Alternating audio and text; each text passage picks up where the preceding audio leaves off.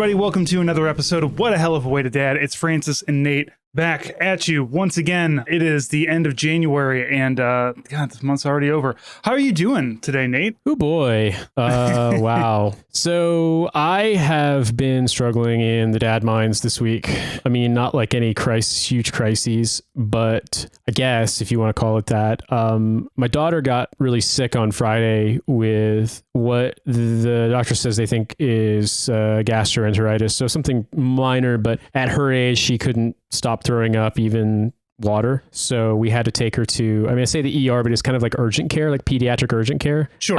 Serendipity that we couldn't get an appointment with our pediatrician that day. And he actually turned out to be the on-duty pediatrician at the hospital that night. So she saw him. So that was great. There was a bit of a surreal experience where we're trying to find, because friends of ours had said that like lots and lots of kids in Geneva were sick, and it's like something was going around, and we couldn't get an appointment with a pediatrician or the usual like telehealth service we've used in the past. So Cynthia did find one in Zurich that offered English, and the doctor was an American and a fucking asshole. Like it was like NHS style doctor telling you you're a malingering idiot, shut up, stop being a baby, but from a triathlete ubermensch American doctor. So it was like the first time an American doctor is working for the NHS in Switzerland somehow. But I mean, what he said was fucking completely wrong, of course. And I'm glad we did take her to the ER, because he tried to scare. I mean, the opening line was, kids throw up, you need to get used to it. That's life. And it's like, cool. Do you think I don't fucking know that, dude? I'm glad I'm paying you.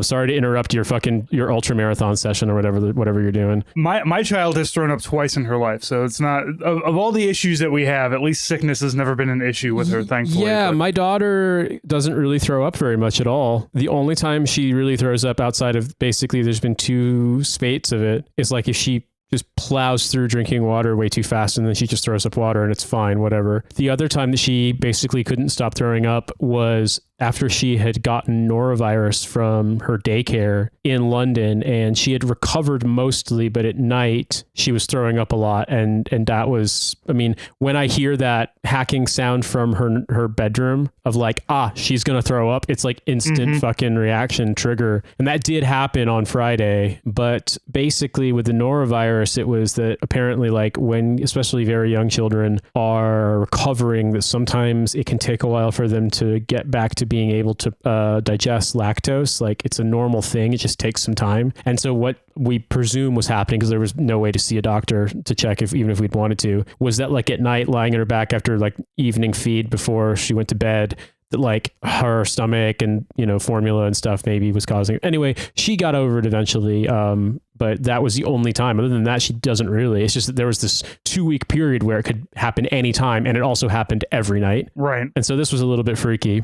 I will say it's funny because even when she was like, could barely stand up, weak, and was throwing up still, and we were trying to like get her soiled clothes and stuff into like the stand-up shower so I could spray it down before I put it in the washing machine, she was holding herself against the cabinet door, kind of like wanting to, very much toddler, I want to help, I want to see kind of vibe. And then she was like, oh, it's a cabinet door, and started slamming it like infinity times. And I'm just like, you're still you. And also the comic timing is perfect. Yeah. But yeah, the doctor tried to scare us off even taking her to the ER by being like, oh, they're going to hit her with like a nasal IV or a vascular IV. And I'm like, well, first of all, that's not going to be their first aid. Right. It's not going to be the first thing is, hey, look at this baby throwing up. Let's jab a needle into her. Secondly, like if they decide that that's what she needs, then I'm glad they're doing that. And he basically, like, the reason I even called in the first place was because the pharmacy was like, there are some things we can prescribe, but other medications that we need a prescription from a doctor. And he refused because he's like, whatever she's got, she needs to throw it up. So what do we do when we go to the ER? They give her an antiemetic, and within like 20 minutes, she's basically back to normal. And then the next day she was fine. The day after that she got sick again, but it's actually been fine since Monday. But that obviously threw a lot of stuff off. And then I didn't get really sick, but I got a little bit sick from it, like in the way that when you're an adult, these things, like even if it kind of knocks you on your posterior, I wasn't like food poisoning, norovirus level sick. It was unwell on Monday. But I also am realizing that the guy that I got basically referred to for psychiatry to get my meds refilled probably shouldn't be practicing medicine, because he's a British psychiatrist in Switzerland who forgot how to speak English, but the doctor referred me to him because he's British, and she was like, oh, well, you guys can speak English. He can't speak English anymore. He's too old. He's forgotten it. And I don't think he believes ADHD is real. And so he doesn't really understand dosing. And he basically was like, here's a prescription for both Elvance and then also for Concerta, because I had mentioned that like friends had better results mitigating some of the side effects and that it might be worth, I was willing to try it. What I've discovered is that there's a degree of tapering off you're supposed to do. There was no instruction. And also like the dosage is, even with titration up to the dose, is completely wrong. There were no instructions at all. So I'm basically doing a brute force meds shift right now. And while I'm up to the point now where I'm sort of at the right dose of Concerta, I kind of wish I had known that it would be like this and that there's a degree of tapering you're supposed to do, because regardless of whether or not like it's helping to mitigate some of the things with the kind of anhedonia and lack of energy and ADHD symptoms, like Elvance is an amphetamine. Mm-hmm. And when you cut that off immediately after taking it for 2 years, like your body's gonna be like, damn, where are all those amphetamines that I'm supposed to be having right now? And where's all those cool drugs I like? And so it, like, even as like I took the dose they told me to, I never took more. I never went nuts with it. If anything, there were times when I actually took less because I felt like the side effects were just getting to be too much. And so switching, like, it's not as if I was, cutting cold turkey off like a meth habit, but at the end of the day, whatever withdrawal symptoms you would experience from methamphetamine are probably exaggerated versions of what you would experience going cold turkey off these meds, because aside from some of the things in them that make them slower release, which I don't know if that's even in the formulation or if it's like just the way they're encased. Regardless, it's very similar. It's not the exact same, but it's a very similar molecule. So yeah, I have been, and then unfortunately Wednesday, the day we don't have childcare, my daughter was on one. As we have discussed in the past, it's a thing that just happens with kids. And she basically didn't nap. Well, she did, but finally, and then because it's Wednesday and little kids don't have school, the upstairs neighbors' kids, I guess, decided to have like a fucking WrestleMania tournament, and the thumps woke her up and she didn't go back to sleep. So she was cranky as hell. She'd gotten the 30-minute nap and she was already like really on one, in the sense of like, you couldn't really ever be left alone. Like I couldn't let her play on her own. She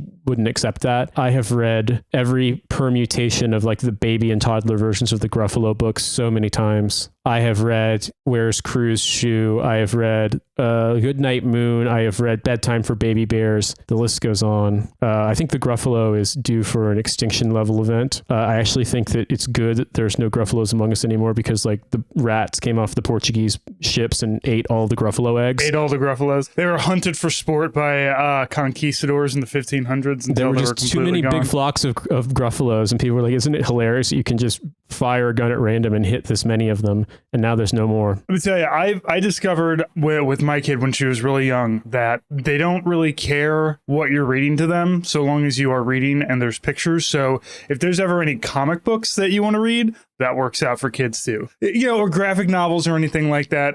If you are a dad and you've got a young one, they just really like the pretty pictures. So and hearing your voice and hearing you talk to them. So if you want to talk to them, about your friendly neighborhood Spider-Man instead of Goodnight Moon, you can pull that off. And then once they're young enough, or I'm sorry, once they're old enough, they will maybe either get into it or they'll hate comic books completely forever. So either way, you get to read comic books. I sometimes read the Bluey books to her in an Australian accent, just to liven it up a little bit. Just so that when she watches the TV show, she's not confused by your like Bluey's supposed to be a Midwesterner from Indiana. What is this? What is this Australian accent we got? Well, exactly. I mean, she likes the show, but I don't think she really, I mean, she's not really at the age where she's going to understand a ton of it. Although, bro, the language acquisition stuff is incredible. She's been saying stuff to me in French out of nowhere. And she sometimes a few things here in English, but it's because she hears French so much more often. It doesn't surprise me that a lot of her first kind of like mini sentences are in French. But I had been catching a few words here and there that were like the baby talk started to sound like French words. And it's a little harder to tell because it's not my native language. It is, and French is such a weird, like my wife is doing French on Duolingo, and it's just like half of the words sound like you're slurring anyway. So it's when it's the baby, it's a little difficult to see. Are these words? Are these sounds? Maybe it's a little bit of both. I mean, under age 2, it's a little bit of both. Yeah, but this morning I was sitting on the couch with her and she was bringing books and we were reading them, and I had a cup of coffee and she pointed to the coffee and said, "Tu bois?" Like, are you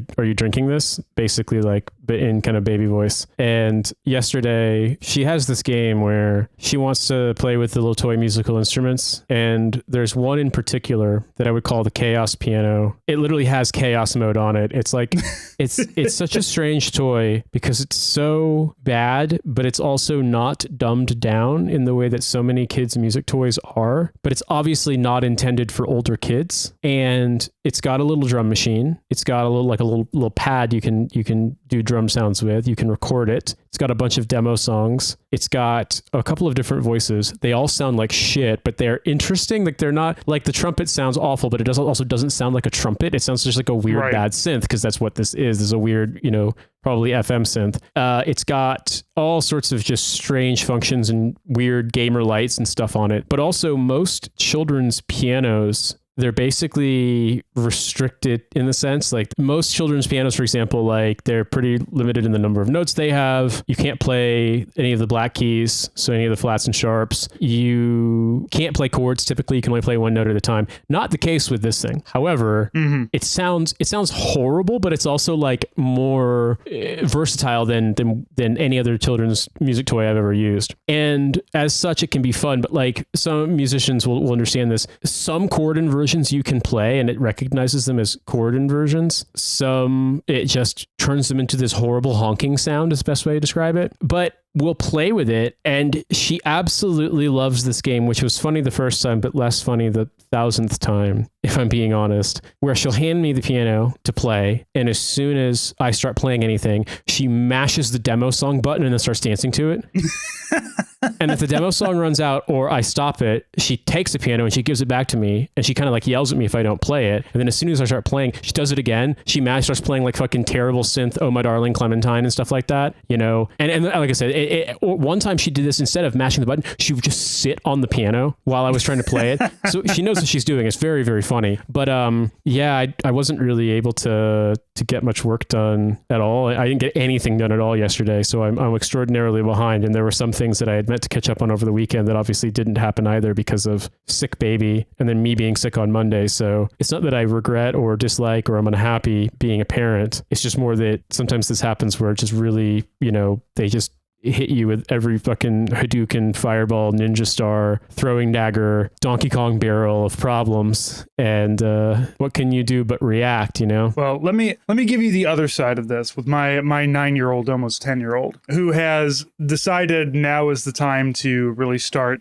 pushing on the what can I get away with? What lies can I get away with? And like every kid goes through this, every kid goes through the like, I wonder if I can lie to my parents and get away with it. And the thing is that she can't. She's not, when it comes to screen time, we can see, like, we have an app on all of her devices that show us, like, what are you looking at?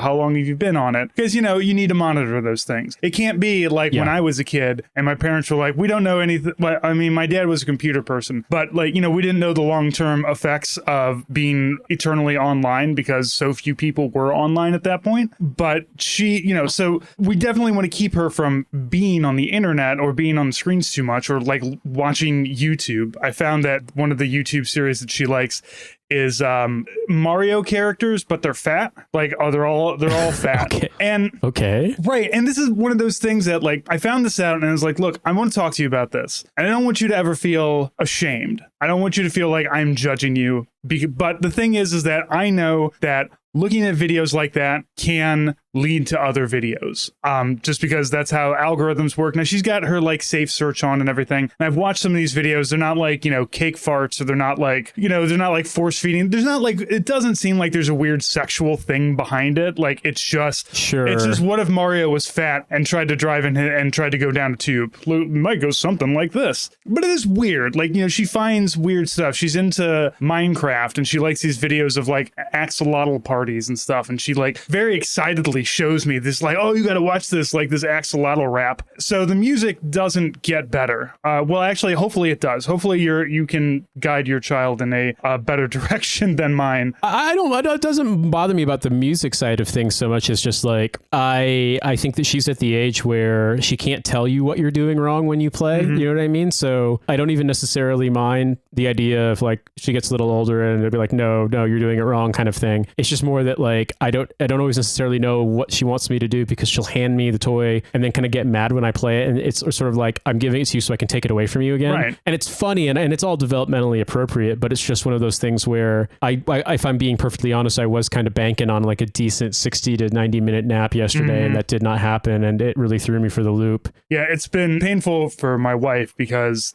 during all of this, I'm going to see how much I can get away with lying. There's a lot of, she's not sleeping. And this happens all the time. Either when she goes through growth spurts, either she doesn't sleep or she sleeps too much. It's one or the other. And it has been a lot of going to, not falling asleep till 10:30 at night and then waking up at 5:30 in the morning, which is like generally my sleep pattern. But I'm a 41-year-old man. That's normal for me. It's not normal for a 9-year-old who's still developing. So we kind of have to, we've been having a come to Jesus moment with my wife and myself, because like we're very like, around the house, I just do everything. And that's what I do. I come into the house, I cook, I clean. Not saying that my wife doesn't do these things, but I try to maintain, and I always try to be doing something when I'm not at work, when I'm not recording, doing something to improve the household, something along those lines. So because I'm always the one who's just like, no, I'll do the dishes, I'll unload the dishwasher, I'll make the food, I'll do these things. I'm not forcing my daughter to do these things. And that is spoiling her.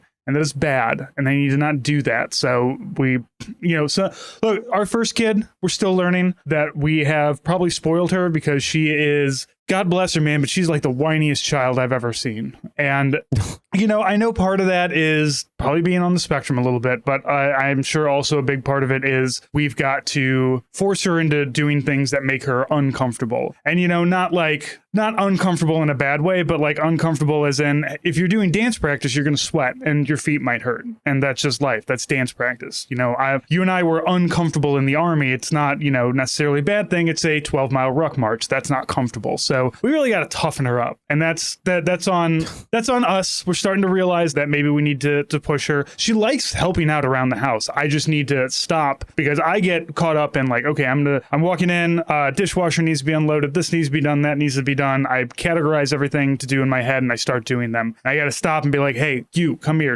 unload the dishwasher, because I know she can do that. Yeah, she's 9 years old. She should be able to use a stove at this point. Like, I was cooking my own grilled cheeses at 9. I don't know. I mean, I think that there's been some revisions on that kind of stuff in terms of safety. I think typically like with supervision, yeah. But I think they wouldn't. I'm not going to leave her. I'm not leaving it. No, of course. No, I know that. But I just think that, I did some dangerous stuff left alone, but also things were different back then. My mom went back to work when I was 9, and I was home alone a lot as a 9-year-old. And nowadays we'd know like you don't really want to leave kids alone at that age. No. Just because like, I think for me, one of the things that was interesting was that sometimes elementary school in our school district didn't have school on days that middle school did. So my brother would go to school, and so I would be alone all day, and it was horrible. Like at that age, like you're just really lonely and bored, even when you have stuff to do. We didn't have video game systems. There like wasn't anything to do. There wasn't anywhere to go. You know what I mean? Like, because we lived in the middle of a subdivision, but in the middle of the desert. And so, I think about that like, I think that age, there's a big generational shift in terms of, I know on military bases, like, kids under 13, I think weren't allowed to babysit, and they had to like have done like the babysitting class for teens that the military put on. But a lot of people who weren't in the military don't realize how much of like sort of domestic life is regulated if you live on base. And the benefits and the strange kind of counter or sort of byproducts of that. The benefits, like the lending closet, like you can, you're waiting on your household goods, you can go to this thing and they'll lend you a ton of appliances and dishware and stuff for free. Downsides, like you might have to have a class on like, your spouse has to go to like how to use a steam cleaner before they'll let you rent a steam cleaner kind of thing, taught by someone who thinks they're a sergeant major in steam cleaning. To be fair though, like probably a lot of people need classes on some of that stuff. Otherwise you got me asking the bored teenager at Lowe's how to do it, and he's like, I don't know. I recently had to do some DIY using a big, I think I talked about in a previous episode about ripping a board to build a kind of console stand in our kitchen to use the space that was otherwise occupied by the standalone freezer that the previous tenants sold us when they left. Because the freezer in our freezer is tiny. It's like you could fit like one or two little food storage tubs in it, but it's very small. It's an old fashioned. Is it like the mini fridge where it's just like a cordoned off section of the full fridge? Yeah, there's a door, there's a little compartment, and you open it up, and it's the freezer. But now that I've defrosted it, I realize it's actually like it's decently deep because it had gotten full of frozen, frost, and I had to go on fucking Ernest Shackleton on that shit with a like a scraper. But I had to build this thing and put it together, and it was interesting because to take up that space, I basically built a shelf on 4 legs using scaffold clamps, like pipe clamps, for the legs and for the feet and for the supports on the board itself. And I did that just because I'd used those before. They can be a little bit forgiving if things aren't perfectly even, but also there was a company here in Switzerland where you could buy them and you could specify millimeter length of each cut and it would be precise. And so when I ordered them, I just had them cut the legs and they were completely even. And it was like not quite next day delivery, but like 2-day delivery. I was shocked at how fast it was. Swissclamp.ch, go for it, man. I'm telling you.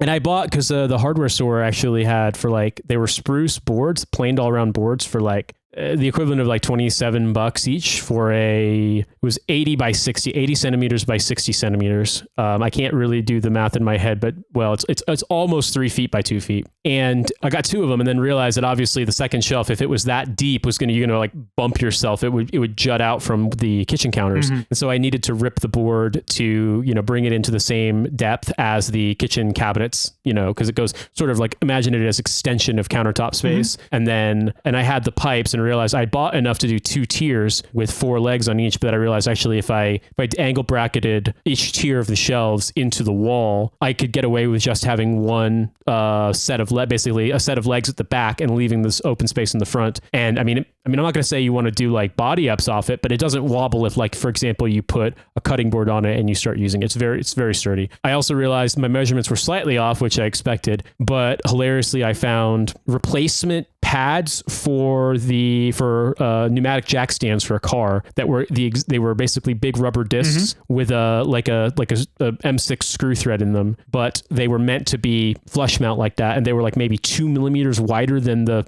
base plates of each foot, so they're perfect. And when I put those underneath each foot, it stopped sliding, it stopped being wobbly at all, and now it's like within 1 or 2 millimeters of exactly the same height as the kitchen counter, so it's almost imperceptible. So it's actually working. I'm really happy with it. I have to at some point take it all down and stain it and protect it because it's spruce. Otherwise, it's going to get eaten up. But for the time being, it's fine. But I bring this up because I've never been so thorough in all my life. And it's not meds. It's not age. I think it's probably experience and nothing else. But I knew with the circular saw, for one, there's a safety element because I got a big one. It's a 18 volt battery powered circular saw that can cut up to 60 millimeters. So that's like 2.25 inch thick wood. People online had been like, you can rip plywood with it. Like you can rip 2x4s with it. Like it's genuinely, obviously not on the 4-inch side, but you know what I mean? Like it's very powerful. But I was like, I don't want to mess this up both for safety reasons and also because if I screw this board up, then it's all this planning that I've done. And now I have this worthless piece of wood I can't use. You know what I mean? So I might as well have cut it with my dad's Bushido blade ass Japanese saw that's in the basement right now. And hilariously, the one thing I didn't plan for was I didn't have sawhorses. So when it fell, it kind of tore a little at the end, but it's not really noticeable. I wish I had something to catch it, but it just didn't. But what I actually wound up doing was taking the first level with the 4 legs out onto the balcony, setting it up, and then clamping both the board I was ripping and the guide track for the saw onto it and cutting it that way. And it was a strange experience of that much planning and forethought for a process that took like maybe 60 seconds. But I guess it's experience. I have yet to use a circular saw and cut a straight line myself, so I can understand. I will measure it and draw the lines and everything. One of the things that has always kept me from getting into woodworking is I cannot I will measure something 7 times and still fuck it up. It's just. I'll be honest with you, dude. The thing that made the difference for me, my dad he given me a couple of tools over the years that I'd never really had any use for until now, but those specifically were builder squares, like the cast iron right angles. And if you use a long straight edge and those, and you clamp, you take the builder square and you mount it onto like the edge of basically what you're going to measure the straight line off of, like perpendicular to, and you get it lined up, and then you clamp that and you clamp the straight edge. It's annoying, but you will get the straight line. And similarly, some people are geniuses and, you know, savants with circular saws and cutting by hand. I haven't done it enough to be anywhere close to good at it. So I just bought a guide rail, like the Bosch guide rail that works. Yeah, that would be the smart thing. You literally put the saw, it mounts into the groove onto the guide rail, and you clamp the guide rail on either side. And you've got a little kind of like, there's a word for this that I can't really quite, it's something that I am out of, you know, like what they'd have in a fucking World War II bomber, not a reticle, but you know what I mean? Like you've basically got like a little, it's got a little bomb, got a little sight. It's got like a sight. Yeah, you've basically got a little viewport that kind of shows you where the blade is going to go. And so if you've drawn your line and it's pretty obvious, you can line it up and make sure the blade's where it needs to be. I mean, that circular saw whips ass. The only thing about it that really with the guide rail that makes it different than a track saw is that you can't start midway through and plunge it. Like if you try, you're going to wear the blade out, apparently, according to everyone who seems to review these things. But other than that, like for what I do, it's awesome. And I've now only used it once because I only needed this one cut, but I have some other projects. And so that's not really a thing that my daughter is going to be able to help me with for a long time. But when I'm doing things like this, what I have learned is sometimes, as long as it's not going to be so loud that it might be a problem, I'll put her in her high chair and she can watch. And that's helped. Do you put little eye protections on her too? If you're cutting, if you're, you got a lot of sawdust going on. I just think it'd be cute. Well, no, because I was doing it out on the balcony and the door was closed, but I actually did the cuts on the balcony when she was with the childminder. She wasn't in the house. The funny thing is, she really, I don't know if she's being fussy or if she's just a tidy child, but she really does like, instead of picking stuff up and putting it in her mouth, if she sees anything on the floor, she picks it up and she brings it over like, you lost this, you forgot this. And oftentimes it's little ripped up pieces of toilet paper that she herself has ripped up and thrown. Sure. But then she finds them and she's like, here's this, you should take this now. When we change her diaper in the morning, we use these kind of like, they're meant for babies, but it's the same concept as like a dog poo bag, you know, that has like the whatever kind of like deodorizing powder in it. So like baby wag bag. Well, yeah, because if you tie those up and you throw them in the trash can, that way you don't have to empty the trash every single night, because otherwise, like for us, emptying the trash involves taking it out, tying it up, getting in the elevator, going down to the sub basement to the trash room, opening the door, going into the trash, and sometimes it's full because people throw away their whole fucking Christmas tree in the dumpster for some reason. I'm not kidding. This, among other things. But when we do this in the morning, she'll very, very excitedly, once Cynthia or I has tied the bag, grab the bag and toddle all the way into the kitchen to where she knows the trash can is, and then get really mad she can't open the door because there's a child lock on it, but she wants to throw it away, but at least bring it to be helpful. And like, I mean, she understands stuff. Today, this was so funny. When she pointed to the coffee and she said, "Tu bois," like you're drinking. I was like, oh my God. Okay, well, I'll just speak French to you because clearly like, you're making some progress in French. And so I was getting ready. I had just gotten up. I now that we have the kind of automatic coffee making thing, I just did that. And then I was like, well, I'm getting up now. Let me go actually put like at least some, I just had boxers on. So let me go put some sweatpants and some socks and my slippers on. And I went into the bedroom and she got mad. She started yelling kind of like, where are you going? Just in sort of incoherent baby talk. And I said, in French, I said, Naomi, je reviens. Je vais chercher des pantalons. And I was trying to say des chaussettes, but I said, I'm coming back. I'm going to go grab my pants and I should have said mes chaussettes, my socks, but I said mes chaussures because it's almost the same word. That's shoes. Hilariously, chaussette is diminutive feminine shoes, apparently. Like little girl shoes or socks. Shoes. Who knows why? It's just like every tool is a feminine. Yeah, it's French. Anyway, she understood that. She understood me say, je vais chercher mes chaussures. And so she walked over to the closet where we keep the shoes and stood in front of it really excitedly because she thought that meant we're putting our shoes on and we're going outside. And I was like, oh my God,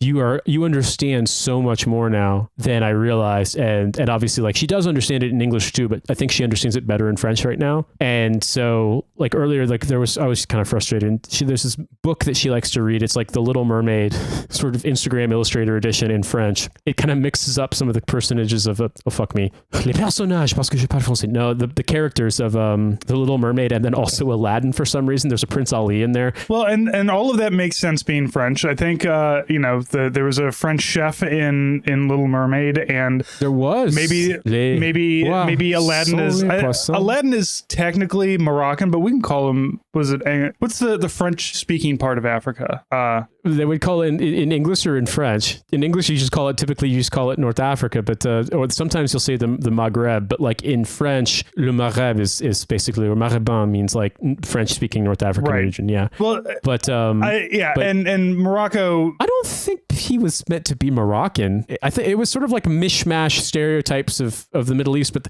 it felt like there was a little bit of like, the Indian, the Mughals, like it felt a little bit like Muslim India in there. It felt a little bit like the Arabian Peninsula. I mean, like the Sultan at one point is Arabian Nights, Arabian Days, blah blah blah. It's like Morocco's not in Arabia. So, no, I know. Like, well, the Sultan at one point conjures the name Allah. It's just like, Allah help us, like kind of that same, replacing the word. But I say Morocco because in Epcot, when you go around, they have a Morocco area, and it's very heavily influenced with Aladdin. But you are correct, because in the 90s it was just a mishmash of like, it was a mishmash. Arabia, yeah. like, are they Arabic? But they live in a huge desert, like a sandy desert, like the Sahara. So it's not really, it doesn't make sense. It's a different desert vibe. Yeah.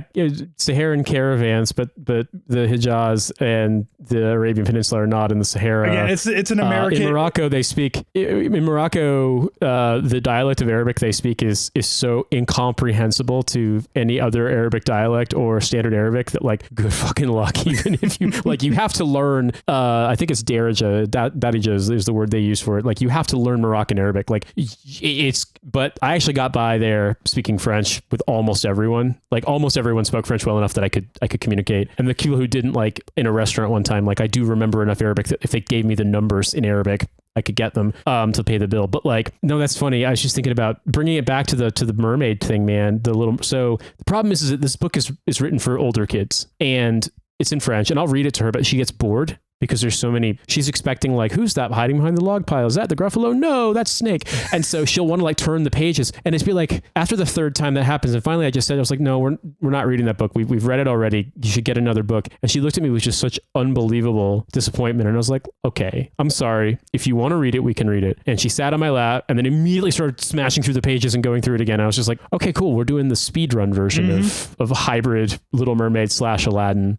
I'm gonna tell you one day is gonna happen, Nate, because I didn't expect it to happen to me when my daughter finally pulled the book out of my hand and was just like, no, I can read this. And then there's a good like 3 weeks of her reading to me, and now she just reads on her own. Although we have gotten back to, at night we read to each other because she's got speech stuff that we have to work on, so it's a lot easier if I can sit there and is like, no, read this out loud to me. But she likes to read like these little cute mangas, and I was trying to read her The Hobbit one time, and she was not having that.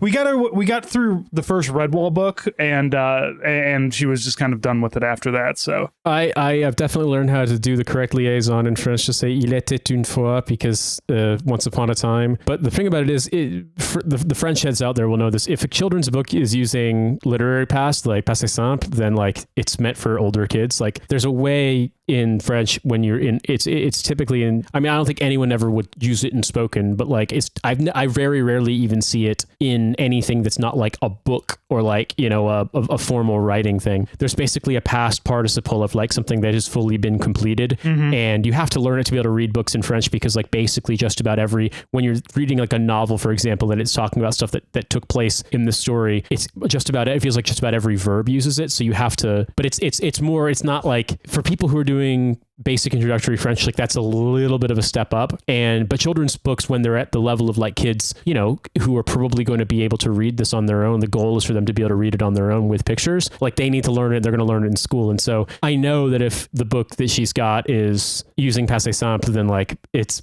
going to be a thing where she's probably going to get bored really fast. Or in the case of the Night Before Christmas pop-up book, which is that wordy, but in English, obviously, just rip the pop-ups to shreds, just tear the reindeer's head straight off. You can't give a kid that age something to grip onto, because they have two. It's either grip it and put it in your mouth, or grip it and rip it up. It's two options. Rip it up. Yeah. I mean, fuck them reindeer. Yeah. Well, I mean, I didn't like that book anyway. It was annoying.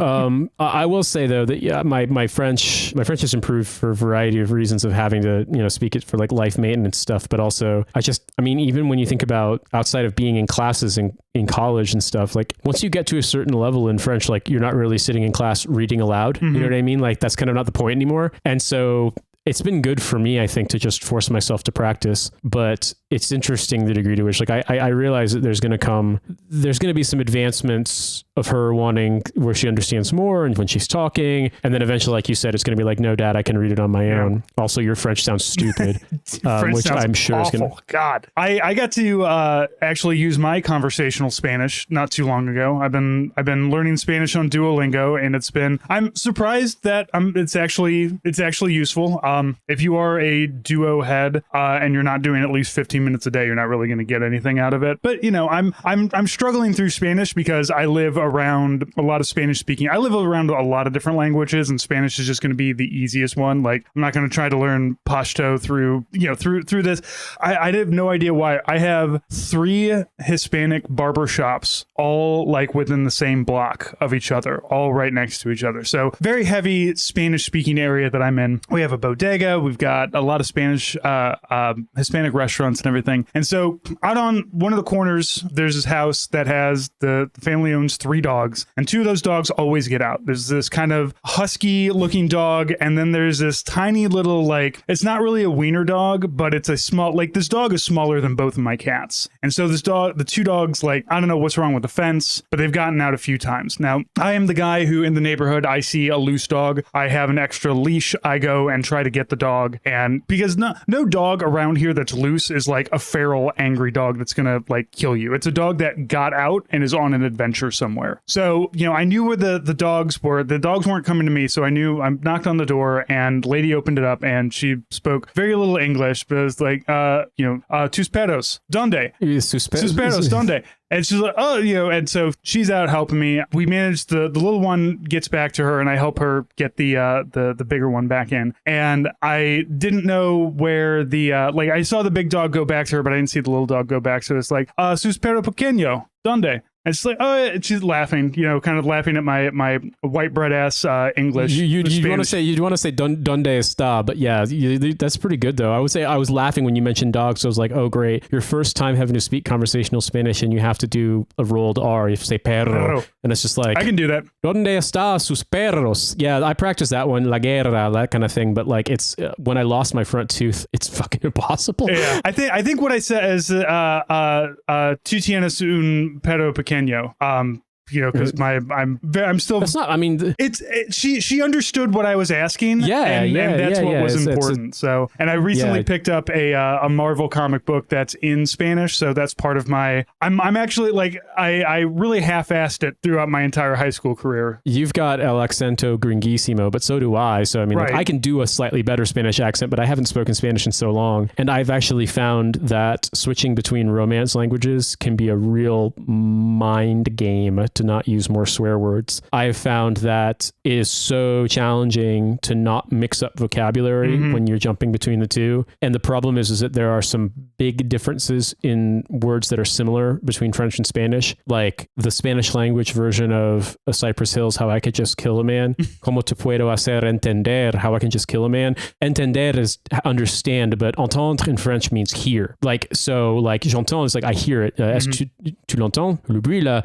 Like, do you hear that noise? But it's so easy to mix those up. And I find that if I have to speak Spanish, I really struggle to go back and forth. And there are actually a lot of Latin Americans here, but also there were a lot in London. And I remember one time our COVID checks went to our old apartment, and the family got in touch with us by finding Cynthia on Facebook. And the lady was just like, do you have any idea? Just because like this is checks and I want to make sure. And I was able to say Spanish. I'm like, sorry, I don't actually have on me, but I can show you a photo of my British passport and it has the same name and everything. And then she gave me the stuff, but it was just like, I can do that kind of thing in Spanish. But like, I'll be honest with you, one time there was something wrong with an order, like a delivery order, and he only spoke Spanish. And I was like, whoa, I do not remember how to speak Spanish very well anymore. Right. Like, and it's a matter of like, I could get back to it. I mean, I used to be able to read books in Spanish. I wasn't as school trained as in French, but like, I found Spanish a lot easier than French. Yeah. The mouth shapes that you make in French, or I'm sorry, in Spanish, are very close to the mouth shapes that you make in English. Like I said, I listen to my wife do French, and I listen to the je puis,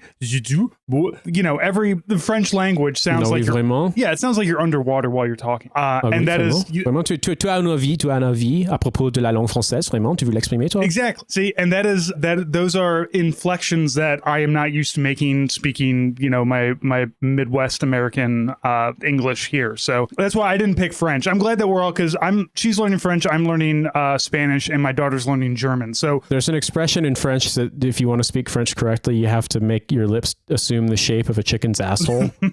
I'm not joking. Le cul poulet. Dead serious, because there's like the curling, kind of pursing your lips and stuff you have to do.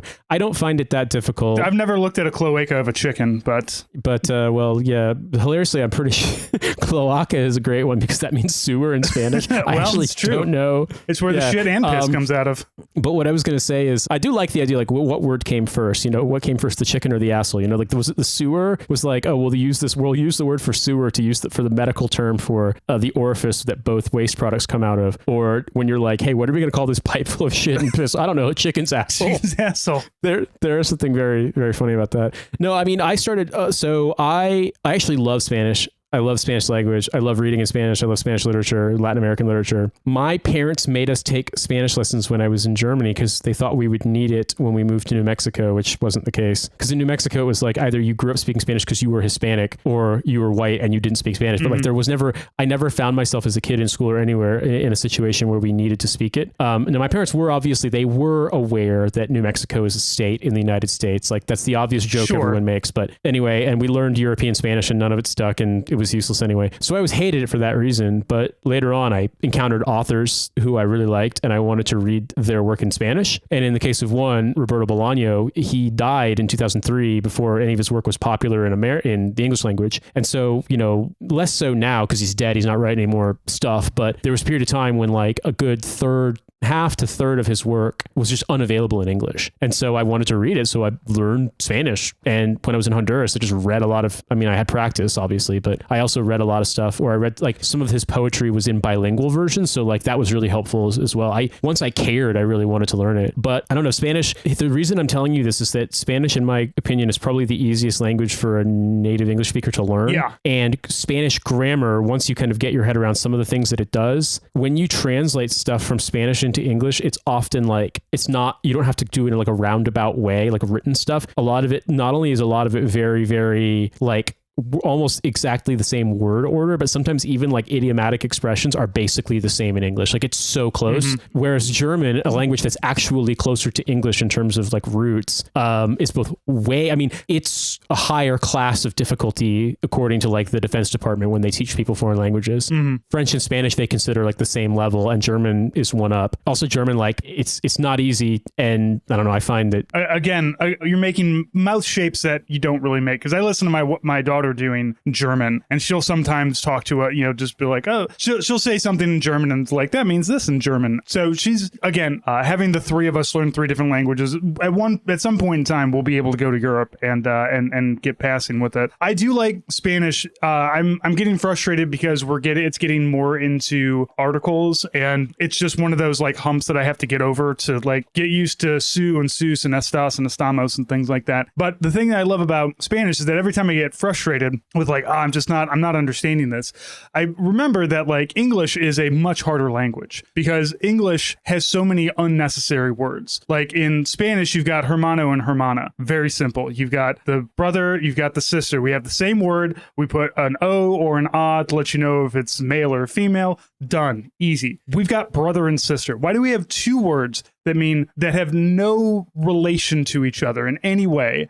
But that's just what we have. So like, the reason is because it's in German, it's Bruder and Schwester. Like that's right. So there's an argument. I think somebody with etymological research and linguistics research that the 100 most used words in English are all Germanic, even though most of the words in like the total lexicon of the English language are not Germanic. Right. We have so many. I mean, granted, okay, we have a ton of words, but also like a lot of them are specialties, like specialist words, like medical words, things like that. Like, but in terms of the words we use the most, like the thing I just said, the words we use the most, the only word in that sentence that is not Germanic is use, hilariously. Because user, utiliser in French, although user does not mean use in French, utiliser or utilize means use in French. But the word Wort that we use, das wir benutzen, that the most, die meiste, it's a meisten, I can't remember what it fucking is. Like, so much of our day-to-day stuff in English is German, but then the Normans invaded and conquered England and said, this language sounds awful. We're going to make it sound better. And they changed the pronunciation. And that's why you have the word tough, the word through, the word though, and the word bow all basically have O-U-G-H endings and are all pronounced differently because fuck you, that's why. Because fancy Norman Knight was like, I'm not saying knecht, we're saying knight. Yeah, we're doing it. We're doing it our way. That's the beauty about being the conquering heroes, is you get to make everybody. They didn't call him William the guy who lost the battle. Yeah. They called him William the Conqueror. When you win the Battle of Hastings, you get to redefine the language, and that's just what happened. Exactly. Let's do some questions for dads here. Yeah, let's hear Nate, it. we have the Super Bowl coming up here. I'm sure that it's been a while since you've actually given a fuck about football in general. I don't know if you ever were a Colts fan as an Indiana boy, or if you ever... Yeah, I mean, not really, but in the era, like the sort of Peyton Manning at his prime era, to the point like when they did win the Super Bowl, yes. But I was much more of a basketball fan growing up. And I wasn't a huge sports fan to begin with, but I did care way more about basketball. And also when you're, in your sort of like late preteen, early teen years and you care about sports, and this sort of like burns into your brain as the golden age of sports, you always go back to it.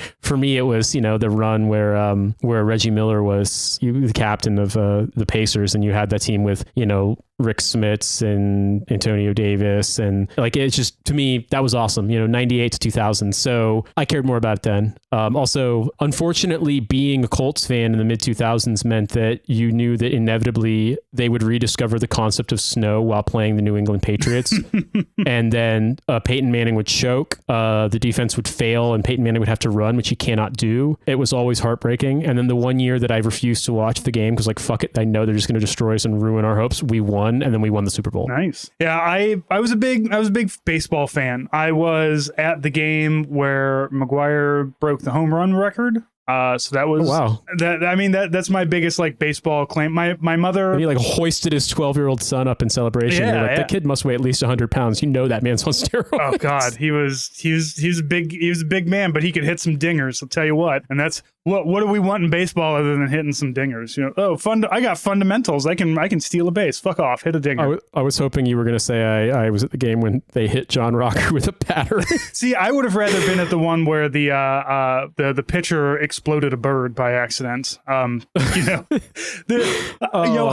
is like there's so many better baseball games that I could have gone to, but I hate baseball so much. It's so fucking boring. Baseball. Look, I go and watch baseball because it's a chance to hang out and drink beer with people. Like, and there's a game happening. I don't go to Cardinals games because they're too expensive. It's also like kind of a nerd game too, in the sense that like you can be like, I want to hit some dingers, and you also can be like, I'm the stats guy. Oh God, yeah.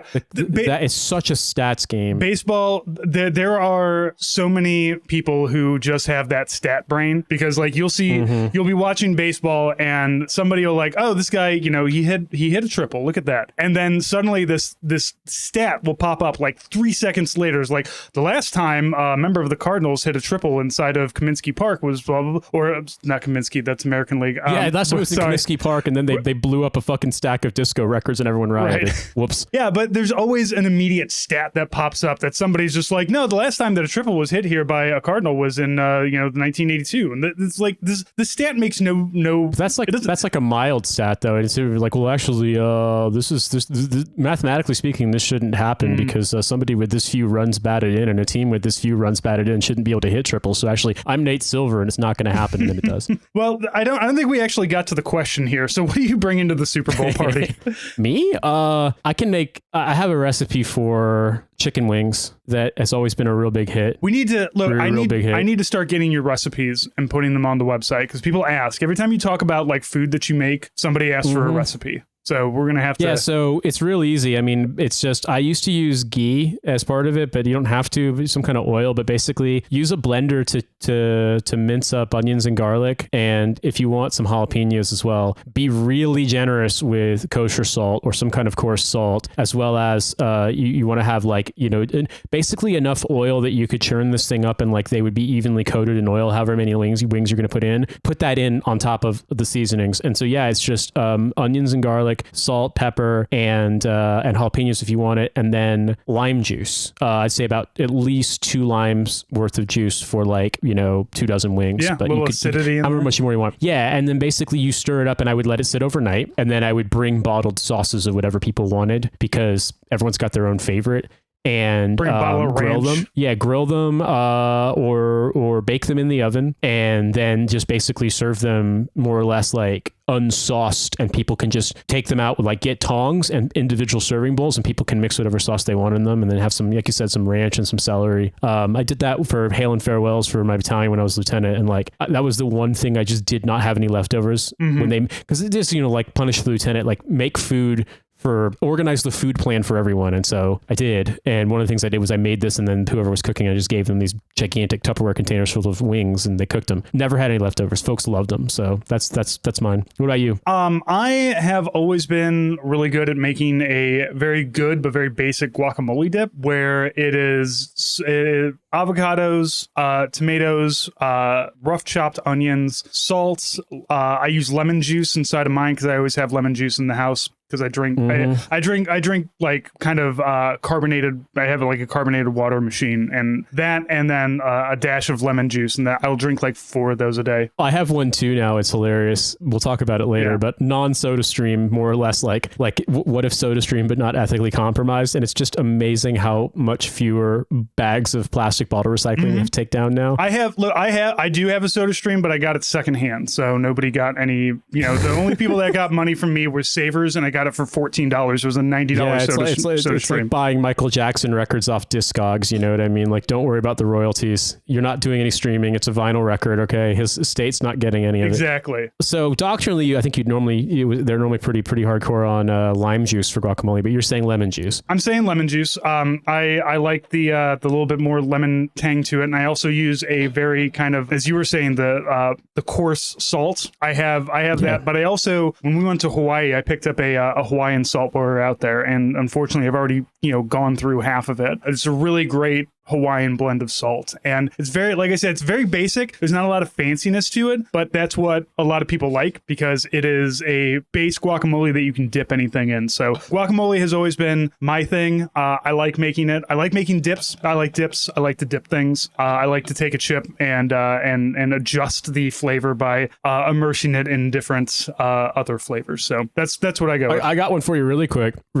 I couldn't make it work, but I cooked. A friend of mine from Twitter published a book of Burmese recipes, and I couldn't get the right ingredients for some of it, and I could just never make the dishes work the way they were supposed to, because there's a certain kind of flavor profile that I just couldn't get. However, one of them had a salsa recipe on the side, and she proposed basically you get the tomatoes, get the garlic, get the onions, get green and red peppers, and then put them on the broiling tray and roast them till the skin chars, and then save some of the burned bits and stuff. And what you can do is actually make like a roasted chili version, and then the parts that's not charred, if you want, you can separate them out. I started doing that for making salsa, and then sometimes mixing that into guacamole with the leftovers. It's fucking phenomenal. Obviously a little bit of lime juice and cilantro as well. But yeah, that little step up things, just like you've got a broiling tray, if you've got a tray that you use to, like a flat tray, a baking sheet, whatever, literally broil the tomatoes and the peppers and the garlic, and then put them into your salsa or your guacamole, and you'll get that roastiness. Yeah, that's so good. I'll have to try that. I'll have to try roasting my tomatoes next time. I always just chop them up really big, but I like that.